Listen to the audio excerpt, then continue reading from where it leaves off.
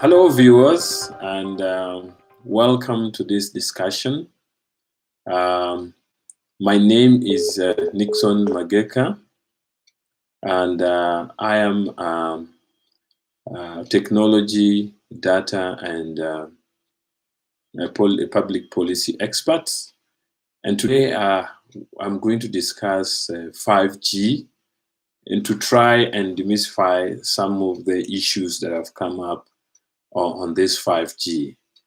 I know there are issues that have come up during this time of the COVID-19 pandemic about 5G and how 5G is related to COVID-19.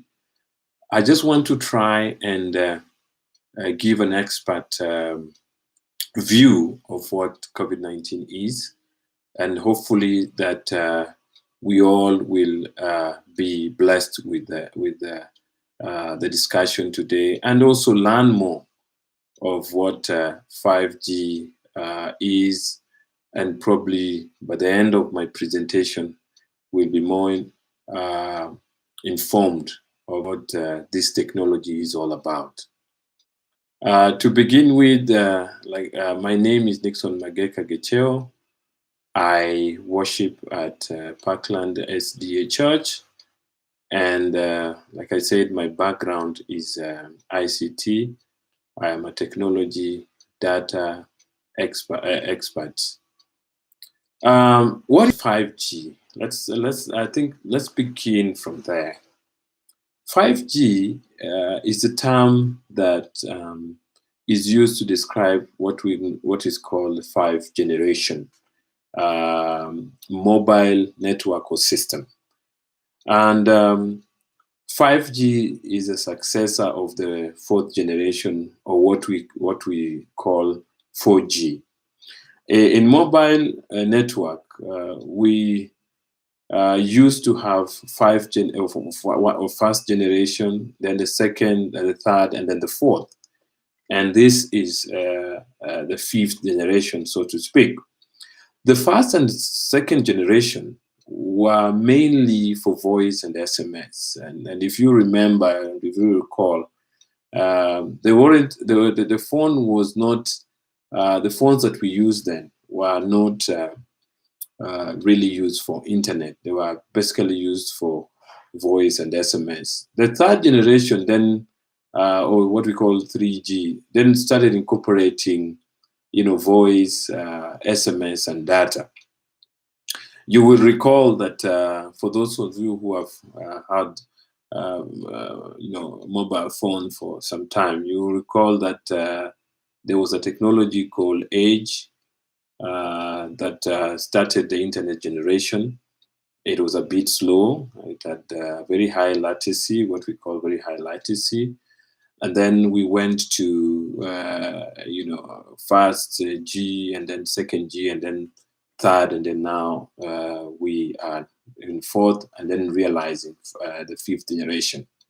The key differentiator here of this generation is the data speed and throughput and capacity, really. Due to this embodiment capacity in speed and massive network capacity, increase availability, and improve efficiency, the capacity of 5G is designed to connect virtually everyone and anything together. If you compare 5G with 4G, we are saying that 4G is able to connect about 1,000 devices within a square kilometer. But 5G has a capacity to connect over 1 million, devices within the same space of per square kilometers. And therefore, what we are saying is that the 5G has a higher throughput or data speed than any other technology that we have seen before. And therefore, it is very valuable in terms of connecting machines, objects, and devices. And that is why we say in the space of technology that 5G is actually meant for what we call the Internet of Things, where devices are connected with each other and able to work mostly with very limited human intervention. For example, we would say we will be looking at issues of driverless cars, where you don't need a human being to drive a car, but it's driven by technology, enabled technology.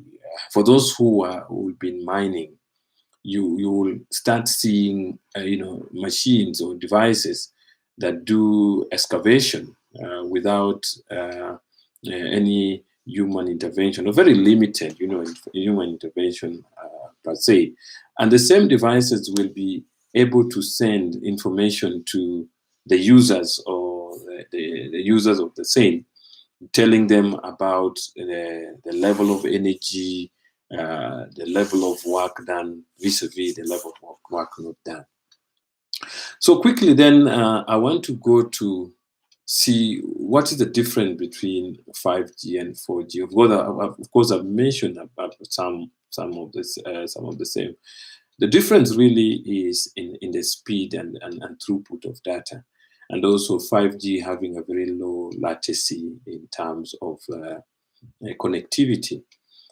You will see that 4G, if you use probably YouTube or Netflix or any other video playing application, you will see that 4G still has a bit of latency in terms of the speeds. The movie may reach a place where there's a lot of buffering. But in 5G, the speeds are tremendous. You will not experience anything like that. You can imagine a technology that can drive a car without any human interference. The kind of process, the kind of data that it is able to analyze and use is enormous. And so we will experience very high speeds using 5G. And that, to me, is the main differentiator between 4G and 5G. The other one is really the fact that I've mentioned, that if you compare 4G and 5G, a lot of the difference really is on the number of devices that you can connect at one time within a square kilometers, which I've said. 4G gives a limit of about 1,000. 5G can go into millions of devices that are interconnected within a square kilometer. And therefore, 5G offers very strong throughput measured against 4G. The other questions I've been asked is, do we really need 5G? Yes, I would say it's very important. You realize that as we develop, a lot of technology coming. Therefore, the technology that are coming after these ones are also important moving forward to be able to complement the others that have come before. And as we grow into technology, it also says that the better work for our economies, so to speak. And so it's important that 5G has a potential to support, a lot of work, a lot of technology in terms of, like I mentioned, Internet of Things. We also have what we call artificial intelligence. We also have the smart cities.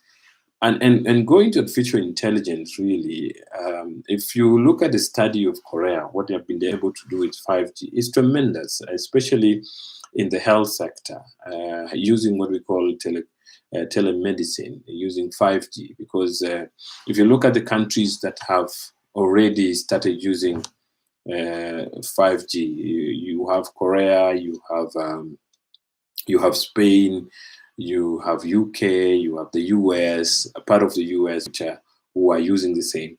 So one of the things that you realize that Korea is doing is that you can have 5G technology doing very well in healthcare. In the instance where you are in the village, for example, in South Korea, and you have a doctor or clinical person who doesn't know what to do with a patient, then you can liaise with an expert doctor in probably the city like Seoul, and you are able to have an interaction that we are having, like we are live with you here, and the doctor is actually able to perform surgery on that patient just through telecommunication, that's through technology, where he uses a video like what we're having here to instruct the other doctor on what to do with that patient, and therefore some of this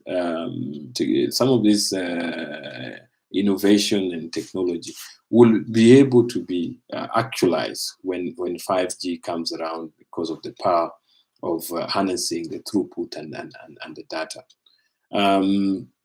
If you look at also in artificial intelligence in terms of even robotics, there are robots who can think, who can analyze data in a very limited time compared to human beings. They can analyze data 20 times faster than human beings. So if we are able to incorporate this technology in some of the innovations that are around health, that are around e-commerce, that are around agriculture, then we will experience a better productivity in terms of work by using a 5G. I would quick to be saying also that 5G will enable improving accessibility. That means we will have, for example, the advancement of autonomous vehicle technology that are able to use 5G. The ability to create potential for people to have new levels of personal and professional freedom, and the ability also to have connected appliances can help automate tasks around the house or the office, which can improve delivery and issues of work. I would be quick to mention that 5G is a technology for what we call, and probably most viewers would relate to what we call the fourth industrial revolution, where we will have a lot of this technology taking over what human beings have been doing. So work will be taken over by machines and robots, so that human beings are only left to coordinate or to program some of these devices to be able to work where usually they would work. The fear has always been that people will lose work, but it doesn't necessarily mean that we will lose work. It just means that work will be done differently, and we must, as a people, especially Africans, be able to adjust to the new ways of doing work and doing things, so that we are not left out with this fourth generation realization. So apart from that, 5G will also enable the extending the reach of mobile broadband. I mean, right now during COVID-19, I think the most difficult thing that we are seeing, and the discussion that are around in the country, is that for cities, a lot of students who are out of school in the cities are experiencing online schooling, but the people who are in the rural areas because they have limited connectivity, they are actually experiencing very low intakes of online schooling.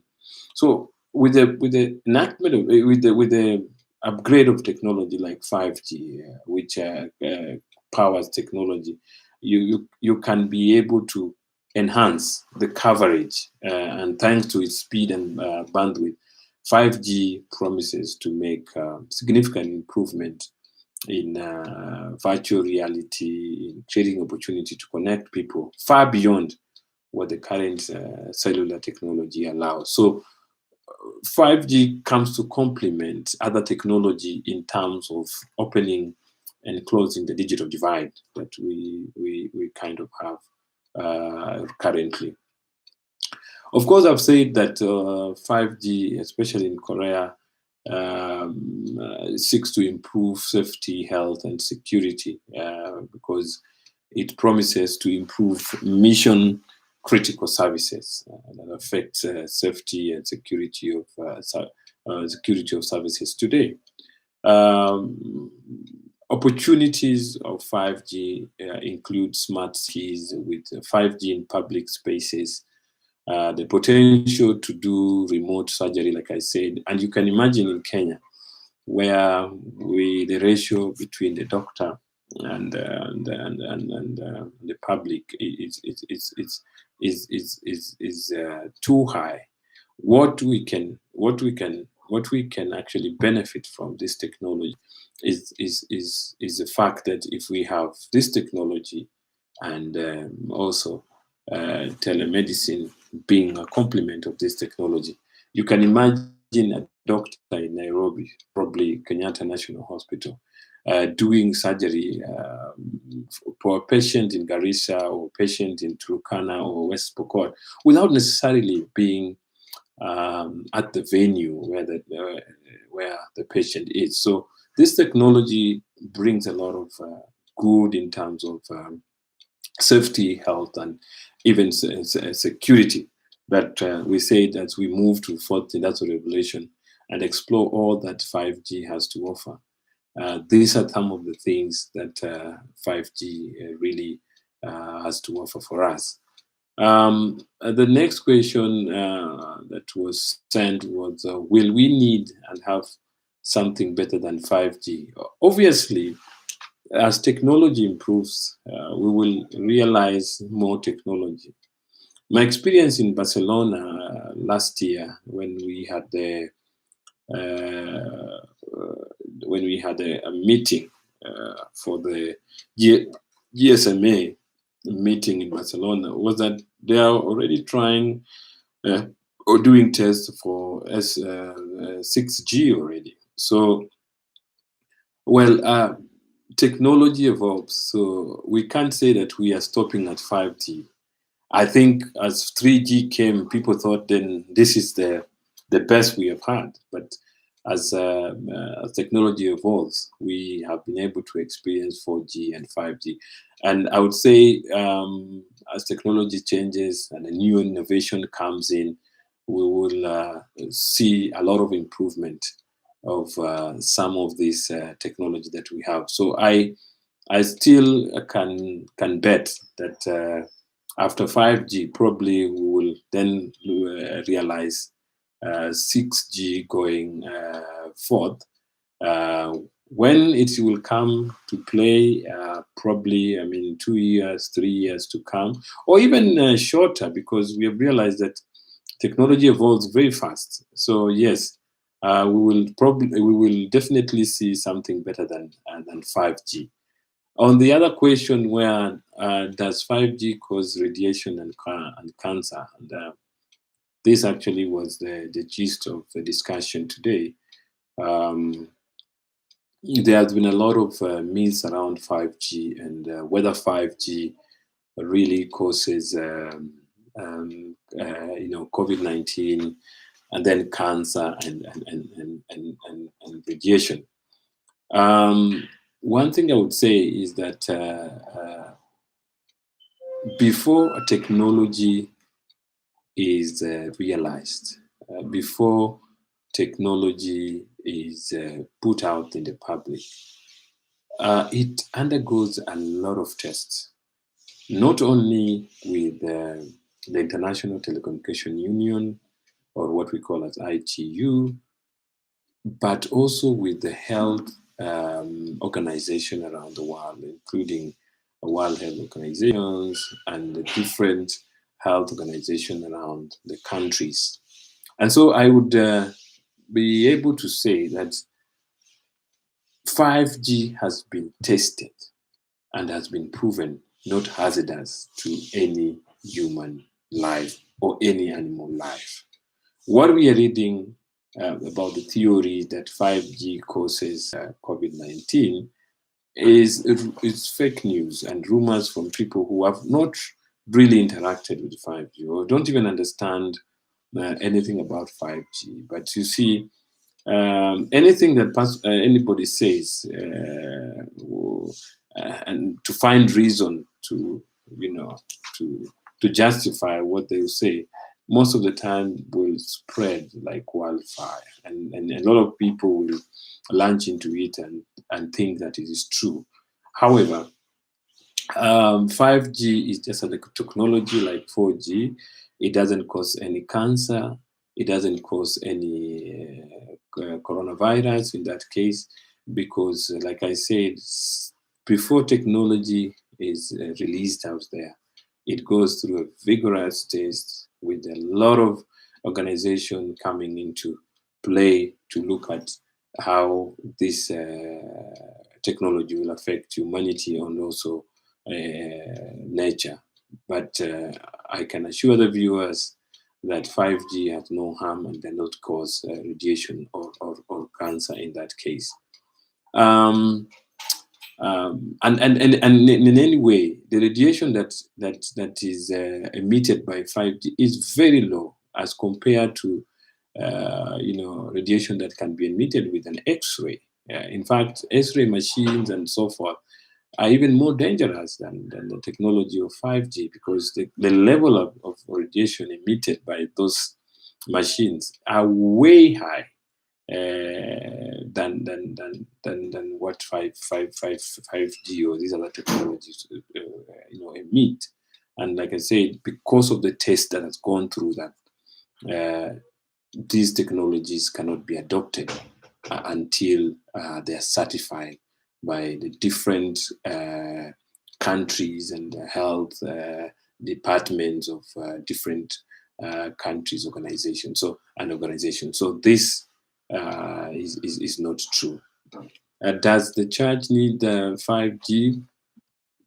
Well, if the question is in the context of preaching of the gospel, we may not need 5G, because 5G has a big capacity for other uptakes, like I said, Internet of Things, AI, and so forth. But if it's just limited to the preaching of the gospel, we still can use 3G and 4G very comfortably. So 3G and 4G will work very well for evangelism. They still offers the speed and agility that the church needs for evangelism. So we may not directly need 5G for the evangelism we have seen, and many of us have experienced that during this time of COVID-19, even as we worship from home, we still have experienced a lot of perfect streaming of church services to our homes using technology that we already have, like 3G and 4G. So for 5G, because of its throughput and speeds and data processing speed, we may not in the immediate want to say we will need it. But of course, in our daily work, professional work, we will need it. But we can comfortably use 3 or 4G for the work of evangelism as it is now. When is Kenya going to start 5G, enjoying 5G? Well, tests have been going on, and we will probably experience 5G in Nairobi by end of this year. Kenya, like Nigeria, South Africa, and Egypt, will be among the first countries to experience 4G. So, give or take, I think by the end of this year, we will have some of us will start enjoying 5G. And again, like just 4G, it will be limited to the urban areas like Nairobi, probably roll out to Mombasa, and so forth. Can someone opt of out? The other question is: can someone opt out of 5G use once it comes? Well, opting out of use of particular technology is really one's choice. No one is forced to adopt technology, but like I always say, if you don't adopt technology, then you will be left behind. So yeah, so one can opt out, yes. Nobody forces you to take up technology. So yes, if the technology works for you, you can adopt it. If it doesn't, you can always opt out of it. But I doubt if anyone would want to out of the technology once you've experienced the efficiency and the comfort that it brings and the ease of work that it brings out of that technology.